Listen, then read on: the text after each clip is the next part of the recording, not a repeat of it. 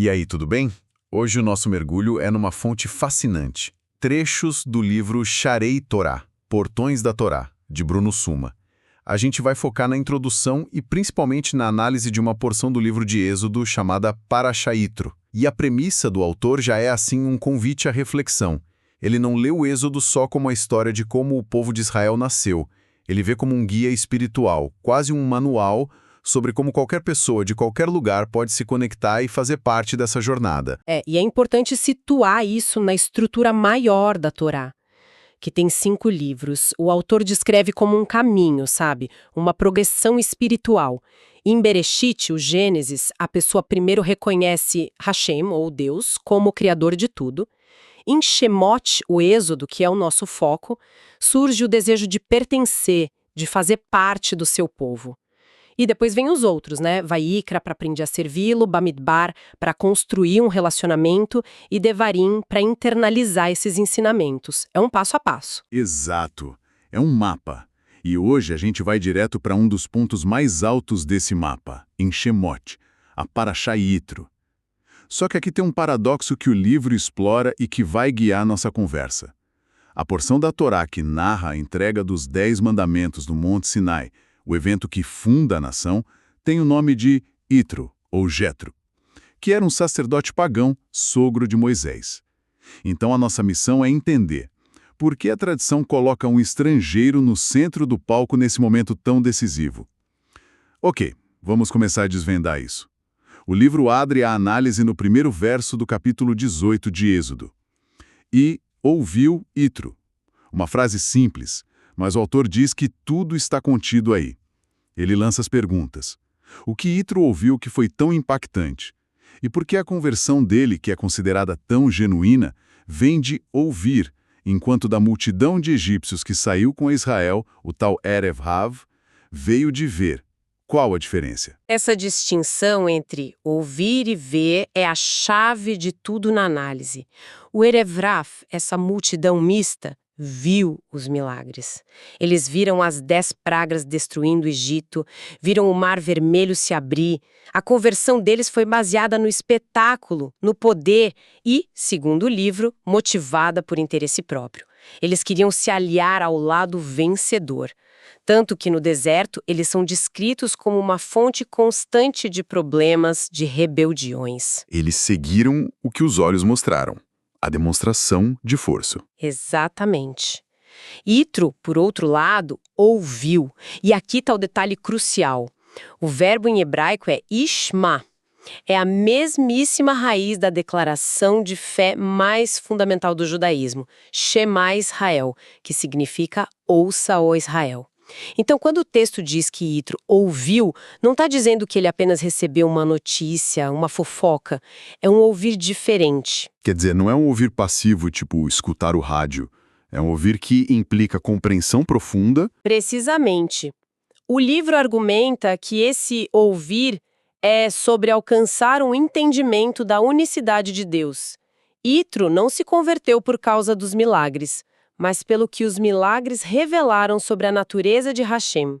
Foi uma conversão por amor à verdade, por entender que fora dessa unicidade divina, tudo mais é vazio. Ele não perguntou o que esse Deus pode fazer por mim, mas sim quem é esse Deus. É uma mudança de perspectiva total. O livro até cita um provérbio para amarrar essa ideia. O homem tolo segue seus olhos, mas o sábio sabe ouvir. Então, a pessoa que se aproxima da espiritualidade só buscando milagres e bênçãos, na visão do autor, está sendo tola. O caminho do sábio, o caminho de Yitro, é primeiro buscar essa compreensão. Fundo usando a gemátria, é bom explicar, né?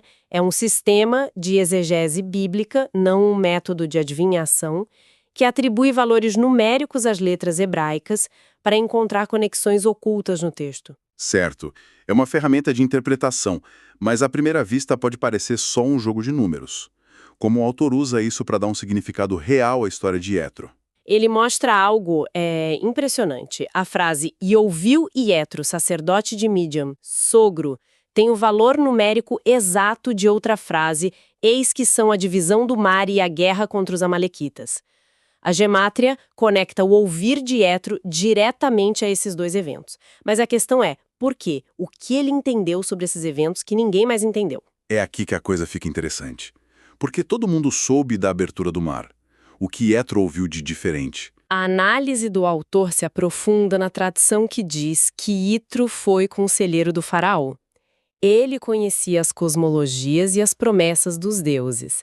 E ele sabia, por exemplo, da promessa que Hashem fez a Noé depois do dilúvio, de que nunca mais destruiria o mundo com água. Agora pense como um sacerdote pagão.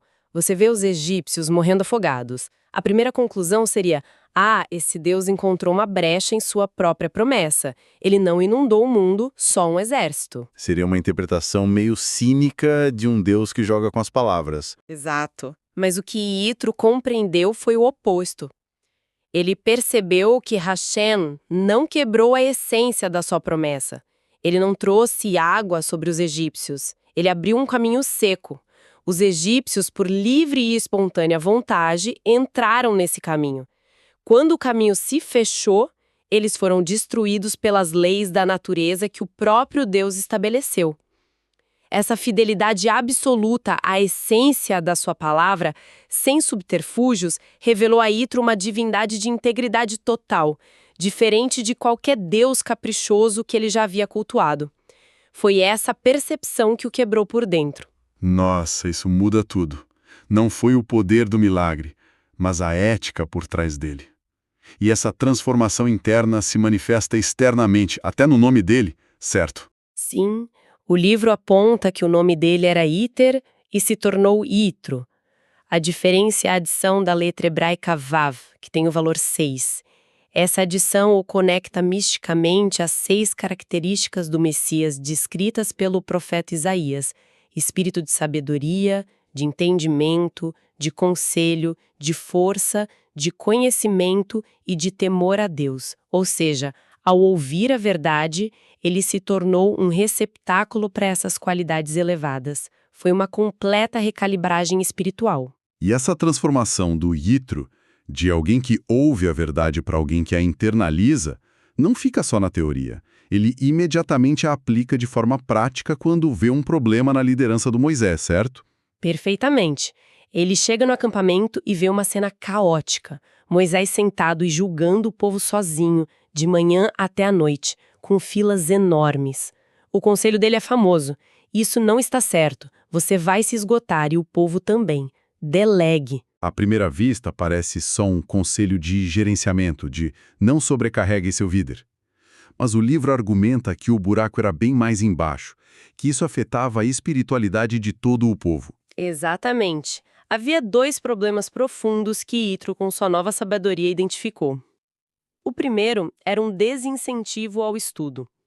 Se Moisés era a única fonte de respostas, para que o resto do povo se esforçaria para aprender a Torá? Isso criava uma dependência, Uma preguiça espiritual coletiva. Isso. Ao sugerir a nomeação de juízes para casos menores, Yitro estava, na verdade, forçando a nação inteira a estudar, a se aprofundar na lei, para que pudessem se tornar juízes também. Ele estava criando uma cultura de responsabilidade e aprendizado, não de dependência. E o segundo problema era a imagem. Moisés, o líder, sentado confortavelmente enquanto o povo ficava de pé o dia inteiro esperando. O livro argumenta que isso era um exemplo perigoso. Poderia associar na mente das pessoas a liderança da Torá com arrogância, com distanciamento. A humildade era fundamental, e a estrutura atual estava minando isso. Yitro estava protegendo não só Moisés, mas a própria reputação da liderança espiritual. E ele não diz apenas escolha pessoas boas. Ele dá critérios bem específicos, que o livro detalha. São 4 níveis de excelência. Sim, está em Êxodo 18.21. Primeiro, homens capacitados, que a fonte interpreta não só como inteligentes, mas como prósperos. Pessoas cuja vida alinhada à Torá já se reflete em sucesso material e ordem. Segundo, tementes a Elohim, que entendem a lei cósmica de medida por medida, ou seja, que toda ação tem uma consequência. Terceiro, homens de confiança, que valorizam a verdade acima de tudo. E, por último, que abominam o suborno, o que significa ter controle sobre seus desejos e não ser comprado, seja por dinheiro ou por ego. É um padrão altíssimo. O que nos leva, depois de toda essa organização social e judicial, ao grande momento, a preparação para receber a Torá. E o autor foca muito no simbolismo do local e da data. O local foi o Monte Sinai. O que há de tão especial nesse nome? A análise etimológica que o livro traz é impactante. A palavra Sinai tem a mesma raiz de sinar, que em hebraico significa ódio. Espera um pouco. A Torá, a maior sabedoria, é entregue em um lugar chamado Monte do Ódio. Isso parece uma contradição enorme. É um paradoxo intencional. A lição, segundo a fonte, é um alerta embutido. No momento em que você aceita a Torá, no momento em que se alinha com essa verdade específica, você inevitavelmente se tornará um alvo de ódio e estranhamento pelo resto do mundo.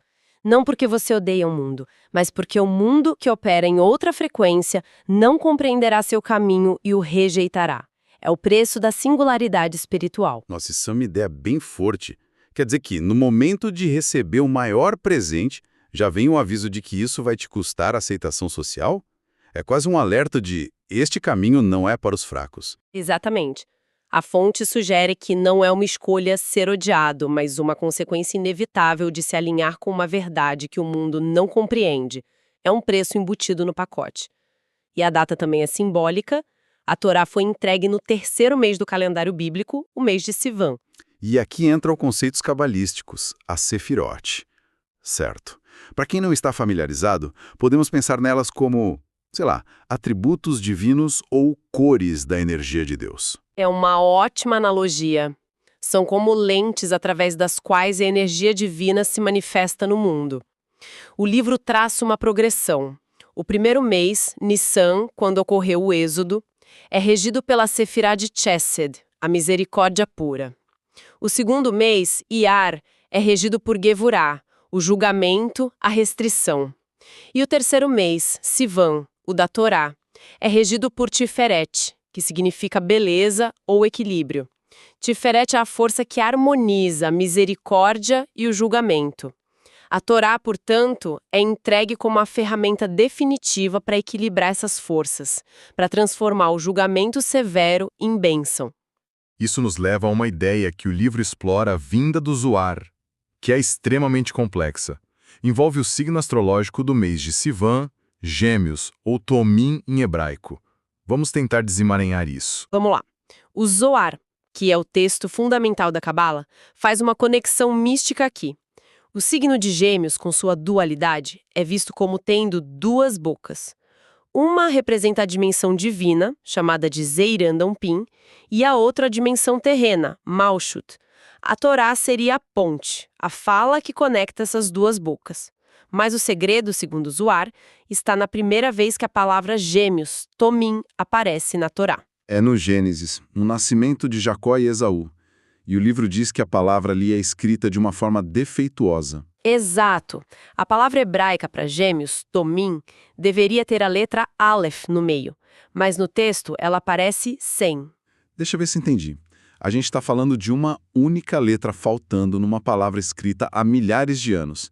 E o Zohar diz que isso é uma profecia sobre o destino de dois povos, as linhagens de Jacó e Esaú. É exatamente isso que a fonte está dizendo. A interpretação mística é a seguinte: a letra Aleph é a primeira do alfabeto e simboliza a unidade de Hashem, a sabedoria divina. Jacó, que representa Israel, é considerado o verdadeiro Tomim, o gêmeo completo, que recebe a Torá com a Aleph, ou seja, com a sabedoria divina para decodificá-la. A ausência da Aleph para Esaú significa que seus descendentes espirituais teriam acesso ao texto da Torá, à letra da lei, mas lhes faltaria a alma, a conexão com a sabedoria divina para compreenderem sua essência. É como se a boca de Gêmeos desse a Jacó a bênção da compreensão completa e a Esaú apenas a casca, criando uma barreira espiritual. Uau! Isso é denso. Então, fazendo um resumo da nossa jornada. Começamos com o estrangeiro, Yitro, que nos ensina o que significa ouvir de verdade. Passamos por sua sabedoria prática sobre liderança E terminamos com a preparação cósmica para a entrega da Torá no Sinai. Uma revelação que, segundo essa visão mística, já nasce com uma divisão inerente sobre quem pode e quem não pode acessá-la plenamente. E para um pensamento final, podemos voltar a uma promessa que Hashem faz a Israel um pouco antes de entregar a Torá, a de que seriam uma nação de sacerdotes.